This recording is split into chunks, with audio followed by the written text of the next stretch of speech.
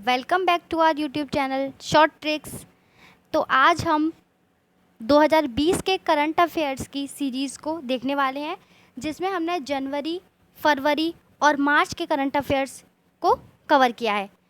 ये जितने भी करंट अफेयर्स मैंने लिए हैं वो मोस्ट इम्पॉर्टेंट करंट अफेयर्स हैं, जो एग्ज़ाम के पॉइंट ऑफ व्यू से बहुत इम्पोर्टेंट है। जितने भी कॉम्पिटिटिव एग्ज़ाम्स हैं अब जो आगे आएंगे, चाहे वो एसएससी हो, रेलवे का हो, एनटीपीसी हो, बाकी बहुत सारे एग्ज़ाम जो होते हैं, हर किसी एग्ज़ाम में करंट अफेयर ज़रूर पूछा जाता है। तो उसके लिए ये वीडियो बहुत इंपॉर्टेंट है और आपके लिए बहुत बेनिफिशियल होने वाली है। और सबसे अच्छी बात यह है कि मैंने इस वीडियो में इन सारे करंट अफेयर्स को कैटेगरी वाइज डिवाइड किया हुआ है, जिससे आपको याद करने में आसानी होगी और आपको एक टाइप के करंट अफेयर्स एक साथ मिल जाएंगे, जिससे आपको याद आसानी से हो जाएगा। तो सबसे पहले मैं इस वीडियो को ये बता दूं कि मैंने ये पार्ट वाइज डिवाइड करके बनाया है, यानी कि ये 4 पार्ट में वीडियो को बनाया है, जिसमें आज हम 3 टॉपिक्स को आज पार्ट 1 में कवर करेंगे। जिसमें पहला है राष्ट्रीय करंट अफेयर्स यानी कि नेशनल करंट अफेयर्स, दूसरा है अंतर्राष्ट्रीय करंट अफेयर्स यानी कि इंटरनेशनल करंट अफेयर्स, और थर्ड है महत्वपूर्ण दिन यानी कि इम्पॉर्टेंट डेज। तो इसे हम पार्ट 1 में आज कवर करेंगे। नेक्स्ट 3 कैटेगरीज़ को हमने पार्ट 2 में कवर करना है, जो कि राज्य से संबंधित होगा करंट अफेयर्स, खेल से संबंधित और रैंक और सूचकांक, जो हर एग्ज़ाम्स के लिए बहुत इंपॉर्टेंट है। थर्ड पार्ट में हम सम्मेलन आयोजन जितने भी हुए हैं जनवरी, फरवरी और मार्च में या होने वाले हैं, आगे भी उसका भी थोड़ा दे रखा है। बाकी आर्थिक करंट अफेयर्स को, पुरस्कार संबंधित करंट अफेयर्स को पार्ट 3 में पढ़ेंगे, और बाकी लास्ट 2 जो कि विज्ञान और तकनीकी से रिलेटेड करंट अफेयर्स हैं और नियुक्तियाँ जितनी भी हुई हैं, उन्हें हम पार्ट 4 में कवर करेंगे। तो इस वीडियो को ज़रूर देखिए क्योंकि आपके लिए बहुत बेनिफिशियल है। तो आज हम पार्ट 1 स्टार्ट करने वाले हैं। तो पार्ट 1 में हम राष्ट्रीय करंट अफेयर्स को देखेंगे। चलिए स्टार्ट करते हैं। पहला है 71वें गणतंत्र दिवस 2020 समारोह में किस देश के राष्ट्रपति मुख्य अतिथि बने। यानी कि जो अभी 26 जनवरी जो हुआ है वो 71वां गणतंत्र दिवस समारोह है, उसमें हमारे देश में किस देश के राष्ट्रपति मुख्य अतिथि के रूप में आए थे। तो इसका आंसर है ब्राज़ील के राष्ट्रपति, जो कि हैं जेयर बोल्सोनारो। और इसमें आप एक चीज़ और देख लीजिए कि ब्राज़ील की कैपिटल होती है ब्राज़ीलिया। तो इस चीज़ को भी आप थोड़े छोटे छोटे पॉइंट्स हैं वो भी आप याद कर लीजिए, जिससे कि आपको प्रॉब्लम ना हो। नेक्स्ट देखते हैं 12वां राष्ट्रीय आदिवासी युवा आदान प्रदान कार्यक्रम का शुभारंभ कहाँ हुआ। तो ये हुआ है पुडुचेरी में। नेक्स्ट, हाल ही में गणतंत्र दिवस परेड में परेड एडजुटेंट की भूमिका निभाने वाली पहली महिला सेना अधिकारी कौन बनी है। ये अभी जो 26 जनवरी हुआ निकल के गया है उसी की बात हो रही है, जिसमें तानिया शेरगिल ने परेड एडजुटेंट की भूमिका निभाई है, जो कि हमारी पहली महिला परेड एडजुटेंट बनी है।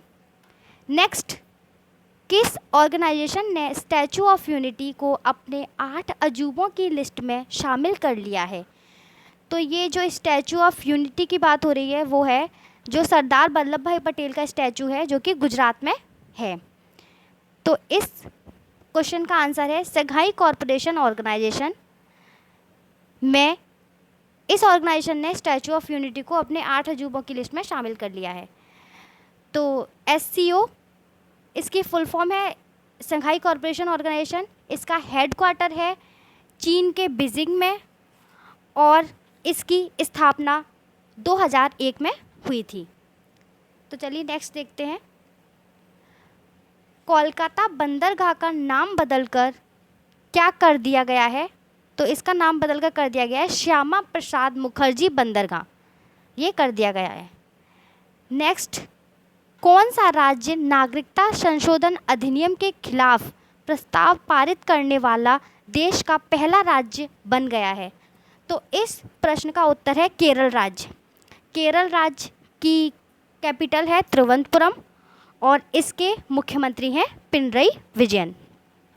नेक्स्ट देखते हैं भारतीय विज्ञान कांग्रेस का 107वां संस्करण कहाँ आयोजित किया गया?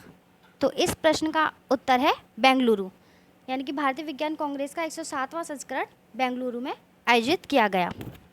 Next, Delhi international airport limited ने किस इंटरनेशनल एयरपोर्ट को भारत का पहला सिंगल यूज़ प्लास्टिक फ्री हवाई अड्डा घोषित किया गया है? तो ये इस प्रश्न का उत्तर है इंदिरा गांधी अंतर्राष्ट्रीय हवाई अड्डा, जो कि दिल्ली में स्थित है। इस हवाई अड्डे को पहला सिंगल यूज़ प्लास्टिक हवाई अड्डा घोषित किया गया है। नेक्स्ट इज, केंद्रीय मंत्रिमंडल ने स्वच्छ भारत मिशन ग्रामीण के दूसरे चरण को कब तक के लिए मंजूरी दी है? तो इसके लिए 2024-25 को मंजूरी दी गई है। नेक्स्ट इज, भारत के किस शहर को संयुक्त राष्ट्र शैक्षिक, वैज्ञानिक और सांस्कृतिक संगठन यानी कि यूनेस्को ने विश्व धरोहर स्थल के रूप में प्रमाणित किया है? तो इस प्रश्न का उत्तर है जयपुर, जिसको द पिंक सिटी के नाम से भी जाना जाता है। Next is, BIMSTEC digester management exercise 2020 का आरंभ कहाँ किया गया? यानी कि बिम्स्टेक आपदा प्रबंधन अभ्यास 2020 का आरंभ कहाँ हुआ? भुवनेश्वर, जो कि उड़ीसा में है, यानी कि उड़ीसा की कैपिटल ही भुवनेश्वर है और यहाँ के मुख्यमंत्री हैं नवीन पटनायक। नेक्स्ट क्वेश्चन, किसने ऑस्ट्रेलिया की सबसे ऊंची पर्वत चोटी माउंट कॉसिस्को, जिसकी लंबाई 2228 मीटर है, पर फतेह कर ली है? तो ये की है मध्य प्रदेश के छिंदवाड़ा में रहने वाली पर्वतारोही भावना डहरिया ने। इस ऑस्ट्रेलिया की सबसे ऊंची चोटी को उन्होंने पार किया है।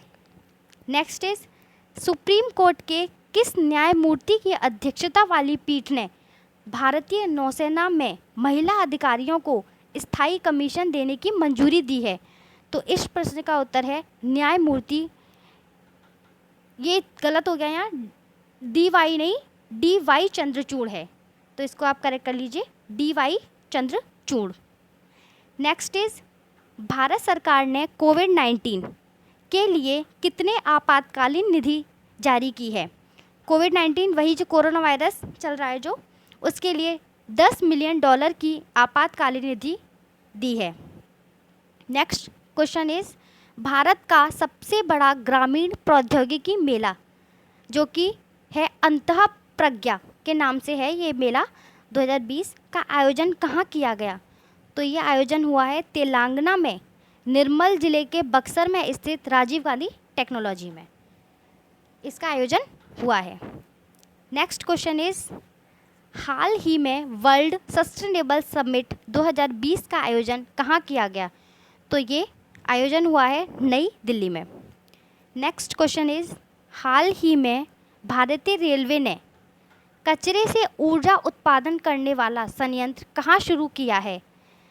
तो भारतीय रेलवे ने कचरे से ऊर्जा उत्पादन करने वाला संयंत्र भुवनेश्वर, जो कि उड़ीसा में है, स्थापित किया है। नेक्स्ट क्वेश्चन इज, हाल ही में किस देश की सेना ने दुनिया का पहला बुलेट प्रूफ हेलमेट विकसित किया है? तो ये किया है हमारे देश भारत ने। नेक्स्ट क्वेश्चन इज, हाल ही में राष्ट्रीय जैविक खाद्य महोत्सव कहाँ आयोजित किया गया? तो राष्ट्रीय जैविक खाद्य महोत्सव नई दिल्ली में आयोजित किया गया। हाल ही में भारत के दूसरे सबसे अमीर व्यक्ति कौन बने हैं?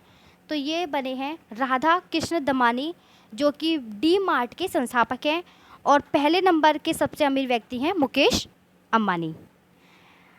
चलिए नेक्स्ट हम देखते हैं अंतर्राष्ट्रीय करंट अफेयर्स। तो हमने अभी देखा राष्ट्रीय करंट अफेयर्स के पूरा एक साथ हमने सारे कवर कर लिए हैं, और मुझे उम्मीद है कि आपको वो करंट अफेयर्स याद भी हो गए होंगे। तो चलिए नेक्स्ट स्टार्ट करते हैं अंतर्राष्ट्रीय यानी कि इंटरनेशनल करंट अफेयर्स। तो इसमें सबसे पहला है, संयुक्त राष्ट्र ने दशक की लोकप्रिय किशोरी किसे घोषित किया है? तो इस प्रश्न का उत्तर है मलाला यूसुफजई, जो कि पाकिस्तानी शिक्षा कार्यकर्ता हैं और इन्हें नोबेल पुरस्कार भी मिला हुआ है। Next question is world future energy summit कहाँ शुरू हुई है? ये अबू धाबी में हुई है और अबू धाबी यूएई यानी कि संयुक्त अरब अमीरात की कैपिटल है, यानी कि राजधानी है। किस देश के प्रधानमंत्री ने ई पासपोर्ट सुविधा का शुभारंभ किया है? तो ये किया है बांग्लादेश की प्रधानमंत्री शेख हसीना ने ई पासपोर्ट सुविधा का शुभारंभ किया है। नेक्स्ट क्वेश्चन इज हाल ही में विश्व का दूसरा सबसे बड़ा हथियार उत्पादक देश कौन सा बना है? तो ये बना है चीन और इसमें विश्व का पहला सबसे बड़ा हथियार उत्पादक देश है America. Next question is America के ट्रेजरी विभाग ने किस देश को मुद्रा मैनिपुलेटर की सूची से हटा दिया है? तो ये हटाया है चीन को। और मुद्रा मैनिपुलेटर का मतलब है कि कोई अपनी मुद्रा से छेड़छाड़ करे या कोई अलग तरह के नोट बना दे तो इसे मुद्रा मैनिपुलेटर कहते हैं। नेक्स्ट क्वेश्चन इज भारत और किस देश के बीच संप्रति 9 नौसेना अभ्यास का आयोजन हुआ? तो ये हुआ है भारत और बांग्लादेश के बीच संप्रति 9 नौसेना अभ्यास का आयोजन हुआ है। नेक्स्ट क्वेश्चन इज हाल ही में किसने आधिकारिक तौर पर यूरोपीय संघ की सदस्यता छोड़ दी है? तो ये छोड़ी है ब्रिटेन ने और ब्रिटेन की कैपिटल है लंदन। नेक्स्ट क्वेश्चन इज हाल ही में कौन सा देश राष्ट्रमंडल का 54वां सदस्य बना है? तो राष्ट्रमंडल का 54वां सदस्य बना है मालदीव। मालदीव की कैपिटल है माले। नेक्स्ट क्वेश्चन इज हाल ही में किस देश ने भारतीय पर्यटकों के मुफ्त प्रवेश को बंद कर दिया है? तो ये किया है भूटान देश ने। नेक्स्ट क्वेश्चन इज हाल ही में किस देश के महान बास्केटबॉल खिलाड़ी कोबी ब्रायंट का निधन हुआ है? तो ये हुआ है, ये बास्केटबॉल खिलाड़ी हैं कोबी ब्रायंट, अमेरिका के हैं। इस क्वेश्चन में इस तरह से पूछा जा सकता है कि जो बास्केटबॉल खिलाड़ी हैं अमेरिका के कोबी ब्रायंट जिनका निधन हुआ है वो किस खेल से संबंधित है? तो इसका उत्तर भी आपको याद होना चाहिए कि वो बास्केटबॉल खिलाड़ी हैं। इनका प्लेन क्रैश हुआ था तो उसमें इनका और इनकी बेटी का निधन हुआ था। Next question is miss tin international का 2019 खिताब किसने जीता है? तो ये जीता है गुजरात के बड़ौदा की आयुषी ढोलकिया ने मिस टीन इंटरनेशनल 2019 का खिताब जीता है। Next is Asian development bank यानी कि एडीबी ने कोविड-19 के प्रसार का मुकाबला करने के लिए कितने मिलियन अमेरिकी डॉलर की निधि को मंजूरी दी है? तो ये दी है $2 मिलियन को। और इसमें आप ये भी देख लीजिए कि एडीबी का हेडक्वार्टर कहाँ पर है? ये है फिलीपींस में और इसकी स्थापना हुई थी 1966 यानी कि 1966 में। नेक्स्ट क्वेश्चन इज हाल ही में किस महिला अंतरिक्ष यात्री ने अंतरिक्ष में सबसे लंबे समय तक रहने का रिकॉर्ड बनाया है? तो इसमें रिकॉर्ड बनाया है क्रिस्टिना कोच ने, जो कि 328 दिन तक अंतरिक्ष में रही थी। नेक्स्ट क्वेश्चन इज किस देश ने सड़क यातायात की समस्या और बढ़ते दबाव को घटाने के लिए देश में पब्लिक ट्रांसपोर्ट फ्री करने का ऐलान किया है? तो ये किया है लग्जमबर्ग ने। ये यूरोप का सबसे छोटा 7वां देश है। नेक्स्ट क्वेश्चन इज मतलब कि 7वां सबसे छोटा देश है। नेक्स्ट क्वेश्चन इज विश्व बैंक कोरोना वायरस प्रकोप के चलते आर्थिक प्रभावों से जूझ रहे देशों की मदद के लिए कितनी राशि देने की घोषणा की है? तो ये की है $12 बिलियन की राशि विश्व बैंक के द्वारा दी गई है। इसमें आप ये भी देख लीजिए क्योंकि वर्ल्ड बैंक से रिलेटेड क्वेश्चन काफ़ी पूछे जाते हैं। तो वर्ल्ड बैंक की इस्टेब्लिशमेंट है 1944 में और इसका हेडक्वार्टर है वॉशिंगटन डीसी। तो वर्ल्ड बैंक ने $12 बिलियन की राशि दी है। नेक्स्ट क्वेश्चन इज कौन सा देश जून 2020 तक FATF की ग्रे लिस्ट में बना रहेगा? तो FATF का मतलब है फाइनेंशियल एक्शन टास्क फोर्स। तो इसकी ग्रे लिस्ट में जो देश बना रहेगा वो है पाकिस्तान। नेक्स्ट क्वेश्चन इज किस देश ने 4 फरवरी 2020 को अपना 72वां स्वतंत्रता दिवस मनाया है? तो ये बनाया है श्रीलंका ने। नेक्स्ट क्वेश्चन इज, ग्रीस की संसद ने किसे देश के इतिहास में पहली महिला राष्ट्रपति चुना है? तो ये ग्रीस में पहली बार कोई महिला राष्ट्रपति बनी है, जो कि है कैटरीना सैकेलेरेपोलो, जो कि ग्रीस की राष्ट्रपति पहली महिला राष्ट्रपति बनी है। तो ये था हमारा अंतर्राष्ट्रीय करंट अफेयर्स का, जितने भी हमने कवर किए हैं अंतर्राष्ट्रीय करंट अफेयर्स, जो कि बहुत इम्पॉर्टेंट है। तो नेक्स्ट हम देखते हैं इम्पॉर्टेंट डेज़। मैंने यहाँ पे इम्पॉर्टेंट डेज़ को कवर किया है, जो बहुत वेरी इम्पॉर्टेंट है और जो एग्ज़ाम में ज़्यादातर पूछे जाते हैं। तो चलिए देखते हैं। पहला है 9 जनवरी। 9 जनवरी को होता है प्रवासी भारतीय दिवस। यह 16वां प्रवासी भारतीय दिवस है और यह इस दिन 9 जनवरी को 1915 में महात्मा गांधी जी दक्षिण अफ्रीका से अपने देश लौटे थे, तो उन्हीं के लिए यह 9 जनवरी को तभी से यह प्रवासी भारतीय दिवस मनाया जाता है। 10 जनवरी को है विश्व हिंदी दिवस। 12 जनवरी को है राष्ट्रीय युवा दिवस। यह हमारे महान समाज सुधारक स्वामी विवेकानंद के जन्मदिन के अवसर पर बनाया जाता है, यानी कि 12 जनवरी को उनका जन्म हुआ था। नेक्स्ट इज 15 जनवरी, जो कि सेना दिवस के रूप में मनाया जाता है और यह इस बार का 72वां सेना दिवस था। नेक्स्ट क्वेश्चन इज 24 जनवरी को 2 इम्पॉर्टेंट डेज हैं। पहला है अंतर्राष्ट्रीय शिक्षा दिवस और दूसरा है राष्ट्रीय बालिका दिवस। तो ये दोनों आप याद रखिएगा कि 24 जनवरी को 2 होते हैं इम्पॉर्टेंट डेज, अंतर्राष्ट्रीय शिक्षा दिवस और राष्ट्रीय बालिका दिवस। 25 जनवरी को हम मनाते हैं राष्ट्रीय मतदाता दिवस, यानी कि नेशनल वोटर्स डे। 30 जनवरी को भी 2 इम्पॉर्टेंट डेज हैं। पहला है शहीदी दिवस और दूसरा है विश्व कुष्ठ रोग उन्मूलन दिवस। शहीदी दिवस इस दिन 30 जनवरी 1948 को महात्मा गांधी की पुण्यतिथि होती है, उनकी मृत्यु हुई थी, तो 30 जनवरी को उनकी पुण्यतिथि के अवसर के लिए शहीदी दिवस मनाया जाता है। नेक्स्ट इज 2 फरवरी, इस दिन विश्व आर्द्र भूमि दिवस, यानी कि आर्द्र भूमि मतलब वेटलैंड्स डे मनाया जाता है। तो इसकी थीम भी काफ़ी पूछी जाती है। इसका विषय है वेटलैंड्स एंड बायोडाइवर्सिटी, तो इसको आप याद रखिएगा। 4 फरवरी को मनाया जाता है विश्व कैंसर दिवस और इस बार की इसकी थीम है I am and I will, तो इसको आप अच्छी तरह देख लीजिएगा। नेक्स्ट इज 11 फरवरी, इस दिन विश्व यूनानी दिवस मनाया जाता है। 12 फरवरी को राष्ट्रीय उत्पादकता दिवस मनाया जाता है। तो ये हमने कवर किया जनवरी फरवरी के करंट अफेयर्स। 13 फरवरी का देख लीजिए, इस दिन भी